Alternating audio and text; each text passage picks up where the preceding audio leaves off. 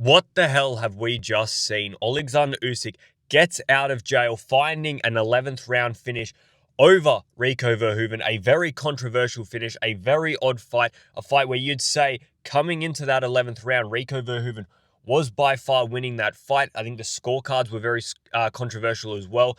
Open scoring in the 10th or 9th round. They had it dead even. For me, it was nowhere near a dead even fight. I had Rico up by quite a few rounds, but none of that matters because in the 11th round, seconds left on the clock, Oleksandr Usyk finds a way to get the finish.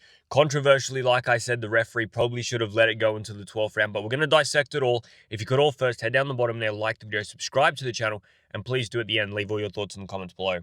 Let's dissect this fight. Let's start with that finish, right? Coming into the 11th round, like I said, in the 9th or the 10th round, they did have their open scoring, and it was dead even. For me, it wasn't dead even. I had Rico Verheoeven up. I'm not sure how they had it going into that 11th round because I didn't actually hear the open scoring into that round. But you know, if in the 9th, 10th round it's dead even, there's 2 rounds left. That's a big call to make this controversial finish. If you didn't watch the fight, Oleksandr Usyk up against the ropes, lands a beautiful right uppercut that drops Rico Verheoeven basically through the ropes. Rico Verheoeven gets up, is on very wobbly legs, and this is when the first controversial call comes in. The referee allows Rico Verheoeven probably an extra 10 to 15 seconds to put his mouth guard back in, go over there. He was wasting time, you could tell that. He spat out the mouth guard in the first case. He then went over to his corner, spat it out the first time they put it in his mouth, and then took it in. So he was obviously wasting time, just trying to reorganize himself, get ready to get back into that fight. But at that point, there was only about 10 seconds, 11 seconds left on the clock. The ref resumes the action after allowing Rico Verheoeven to put that mouth guard in, which for me he shouldn't have allowed because of how hurt Rico Verheoeven was. But nonetheless, says Rico Verheoeven, put your mouth guard back in. They resume the action. Oleksandr Usyk puts on the gas, hunts him down, puts him up against the ropes, and just starts unleashing on him. And I think there might have only been 3 seconds left on the clock, and the referee jumps in the middle of them, stops the fight. Basically, as the bell goes, Rico Verheoven's still on his feet. Rico Verheoven still probably had his wits about him. Rico Verheoven, who, arguably was ahead in that fight, gets robbed of the opportunity to go into that 12th round and, leave nothing in the gas tank, leave nothing behind, risk it all to become the heavyweight champion of the world, the linear heavyweight champion of the world, beat the best heavyweight fighter that I personally have seen live and in the past 20 years is probably the best heavyweight in the argument for one of the greatest heavyweight fighters of the world. And you know what? He could have undone all of that legacy with 1 round. So unfortunate for Rico Verheoven. Very controversial decision from the referee. Look, in my opinion, let's say that the referee did let it go on. I think Usyk finds the stoppage in the 12th. If I'm being honest, I think Usyk finds the stoppage in the 12th. Rico Verheoven was very, very hurt, and we know how good a closer Oleksandr Usyk is, but you've got to give the guy the opportunity, and that's the biggest talking point. Whether Usyk finishes him or not, it shouldn't come into the equation. It's why was that fight stopped early? Let's talk about what Rico Verheoven did well first. We're going to talk about Oleksandr Usyk because he escaped jail today, but Rico Verheoven won professional boxing fight in his whole entire career about 12 years ago, a career legend in kickboxing. Nobody gave him a hope in hell in winning this fight. I personally said that Oleksandr Usyk would stop him in the 7th. I thought he would be a live dog in the first few rounds, but tire, and Oleksandr Usyk would capitalize and win the fight. And you know what? I got laughed at by quite a few people by saying it would go 7 rounds. I mean, that's how far out Rico Verheoven was in this fight. I got laughed at and told that I was an idiot because I thought that Rico Verheoven would last 7 rounds. The guy should have been allowed to go into the 12th. So for Rico Verheoven, going into that 11th round, I personally had him up. I'd only given Usyk 3 rounds, right? I'd given Usyk the 3rd, the 4th, and one of the later rounds, whether it was the 8th and 9th. It'll be up on your screen anyway. I'll put it up there so you can see. But I gave Oleksandr Usyk 3 rounds. Every other round I gave to Rico Verheoven. And I think I was being generous because some of the other scorecards I see going around had Rico Verheoven winning every single round but 1. So I think that just speaks volumes on the performance by Rico Verheoven. It wasn't as though he was up against a mug today. He was up against, like I said, one of the greatest heavyweights we're ever going to see, the greatest heavyweight that I've personally seen in my lifetime. An unbelievable performance. And what I thought he did so well today was the awkward movements, the constant moving to the left, to restrict what Oleksandr Usyk was going to be able to do. He constantly was just moving weird, like his arm movements, feinting, body feinting, head down. It was very odd, and Oleksandr Usyk looked, for a lot of those rounds, lost of what to do, what to approach, because every time Oleksandr Usyk threw, Rico Verhoeven tried to counter him. He threw another punch, whether it was a sharp jab or a big right hand to the body, to the head, and just sort of discouraged any action from Oleksandr Usyk. And the game plan by Rico Verhoeven and by Peter Fury was on point. It was a perfect game plan. He shut Oleksandr Usyk out. He stopped Oleksandr Usyk's movement. He stopped Oleksandr Usyk's feints and basically stopped Oleksandr Usyk throwing. Later on in the fight, he starts being more physical. He starts pushing him up against the ropes. He starts turning Oleksandr Usyk. He starts ripping to the body. Even with Oleksandr Usyk's high guard, he just kept throwing hooks and being active and winning the rounds by, they weren't clean punches. Yeah, a lot of them were blocked. But Oleksandr Usyk wasn't doing anything. All Oleksandr Usyk was doing was being held up against the ropes and being beat on by Rico Verhoeven. Like I said, he wasn't hurt. The damage wasn't being done, but scoring points, being the aggressive fighter, winning every single round, doing what you had to do, out-muscling and just outworking Oleksandr Usyk. And for Rico Verhoeven, who's done a career of 5 3-minute rounds, I did not expect him to be able to do that over the course of the fight. Let's talk about Oleksandr Usyk. Let's talk about, I don't want to discredit Rico Verhoeven, all right? I want to make that abundantly clear. I think Rico Verhoeven fought the best fight he possibly could have today, and for me, should have been given the opportunity to fight in that 12th round, and was well ahead on the scorecards, all right? So no credit taken away from Rico Verhoeven. I thought he was excellent. I do wonder what the fuck happened with Oleksandr Usyk today, though. That was really weird. Like, am I the only one that thought that was so fucking strange? Yes, Rico Verhoeven was good. Yes, he was physical. Yes, he did some things well. But Oleksandr Usyk looked lost out of ideas. He was flat-footed. He was like walking in mud. The activity wasn't there. The jab, the feint, none of it was there. It was Oleksandr Usyk's extra 6-7 pounds that he put on for this fight the reason for that?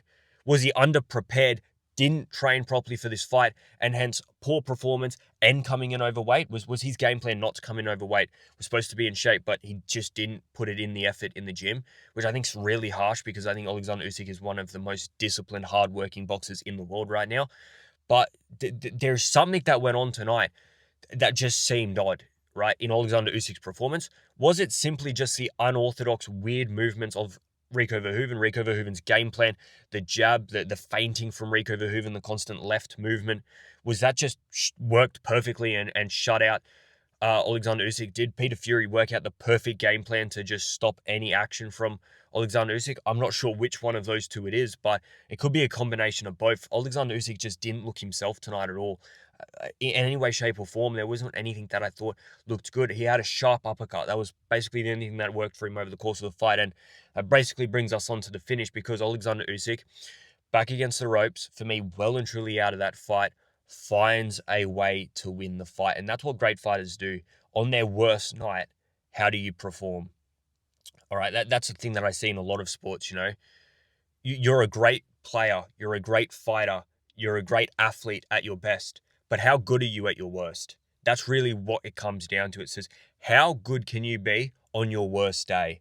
And today was probably Oleksandr Usyk's worst day, and he found a way to finish Rico Verhoeven. A flush uppercut, perfectly timed, drops Rico Verhoeven, mounts on the pressure. It wasn't Usyk's fault that the fight got stopped. Usyk did what he had to do. He went in there and he started unloading on Rico Verhoeven. So you can't discredit him for the finish. He didn't make that decision. He lands the uppercut, he drops him, he applies the pressure, he does everything right, and he finds the finish. I do believe if when another round, Oleksandr Usyk was switched on enough and he knows what to do, he would have found a finish to the fight, but nowhere near the best day. And you know what? It seems as though anytime we have an MMA guy in there for a boxing match, weird shit happens. Tyson Fury, Francis Ngannou, Floyd Mayweather, Conor McGregor. I mean, whenever an MMA guy steps in there, just weird shit goes on. It just never goes the way you think it's going to go. And all credit to Rico Verhoeven. And unfortunate for him, it's going to count as a knockout loss. But he deserves so much credit for today's performance. On any other day, he wins that fight. On any other day, any other referee, he probably gets allowed to go into that 12th round and at least has the opportunity to win that fight. Two controversial things today: the referee stopping that fight and the open scorecards. We haven't actually discussed that yet.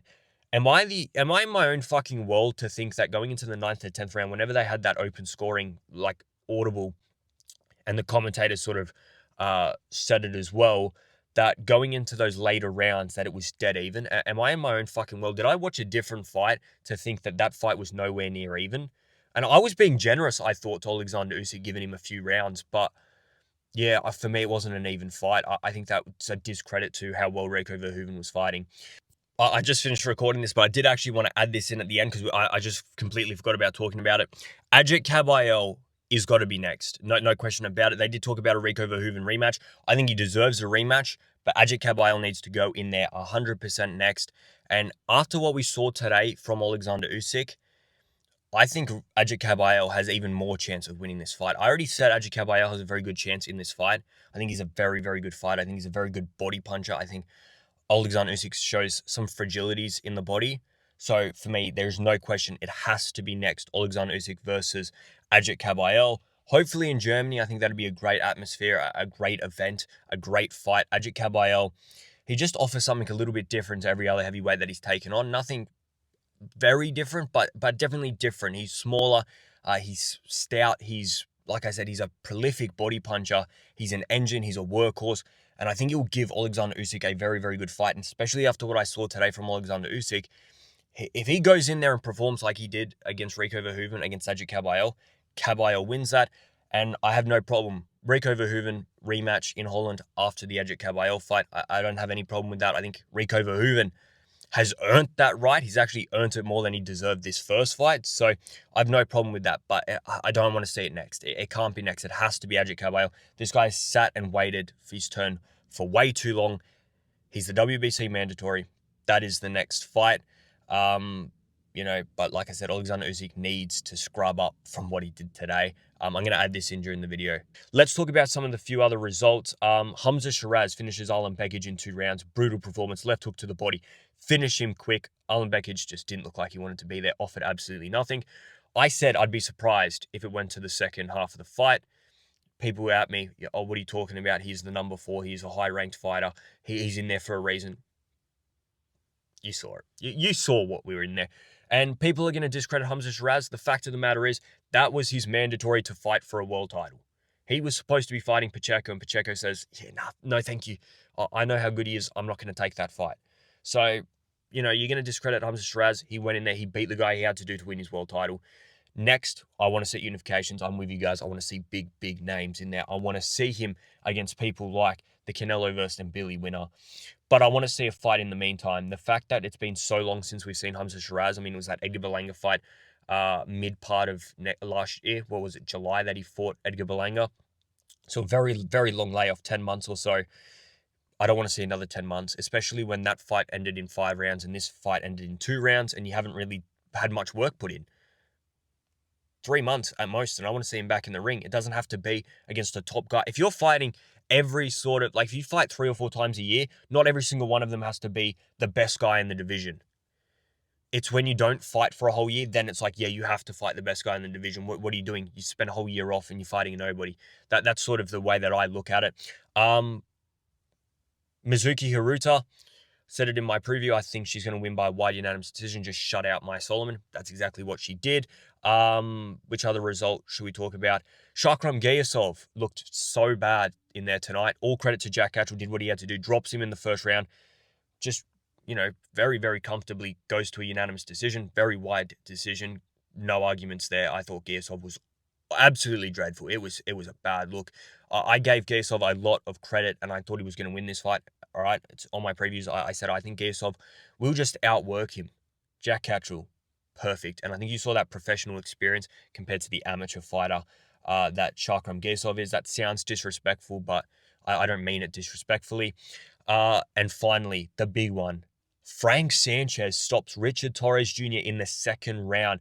I couldn't believe it, all right? I thought Richard Torres Jr. came out, looked very, very good in the first round, very good in the second round, and then just gets caught with a right uppercut out, absolutely cold, and it does now finally raise those questions. Is Richard Torres Jr. too small for this division, number 1?